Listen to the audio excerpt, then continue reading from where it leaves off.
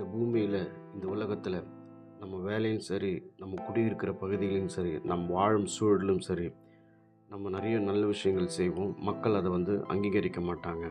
இதுக்கு பதிலாக நமக்கு சத்துருக்களாய் மாறிவிடுவாங்க. தாவீது ராஜா இப்படி ஜெபிக்கிறாரு: கர்த்தாவே, என் சத்துருக்கள் எவ்வளவாய் பெருகி இருக்கிறார்கள், எனக்கு விரோதமாய் எழும்புகிறவர்கள் அநேகர். தேவனிடத்தில் அவனுக்கு ரட்சிப்பு இல்லை என்று என் ஆத்துமாவை குறித்து சொல்லுகிறவர்கள் அநேகராய் இருக்கிறார்கள். கர்த்தாவே, நீர் நல்லவர்.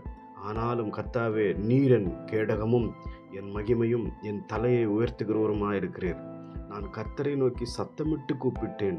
அவர் தமது பரிசுத்த பர்வதத்திலிருந்து எனக்கு செவி கொடுத்தார். நான் கர்த்தரை நோக்கி சத்தமிட்டு கூப்பிட்டேன்.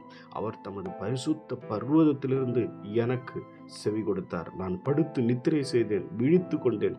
கர்த்தர் என்னை தாங்குகிறார். எனக்கு விரோதமாக சுற்றிலும் படையெடுத்து வருகிற 10,000 பேருக்கு நான் பயப்படேன். கர்த்தாவே, எழுந்தருளும். என் தேவனே, என்னை ரட்சியும்.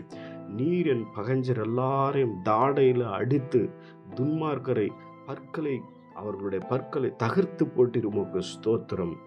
கர்த்தாவே, நீர் என்னை ரட்சிக்கிற ரட்சிப்பு கர்த்தருடையது, உம்முடையது. தேவரூருடைய ஆசீர்வாதம் உம்முடைய ஜனத்தின் மேல் இருப்பதாக.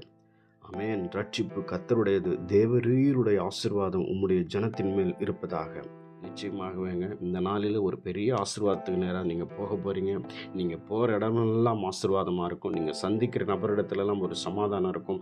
நீங்கள் கையிட்டு செய்யும் எல்லா வேலையிலும் கர்த்தர் உங்களோடு இருந்து பெரிய காரியங்களை செய்வார். உங்களை ஆசீர்வதிப்பார், பெருக செய்வார், உங்கள் குடும்பத்தை தழைக்க செய்வார். ஆமென்.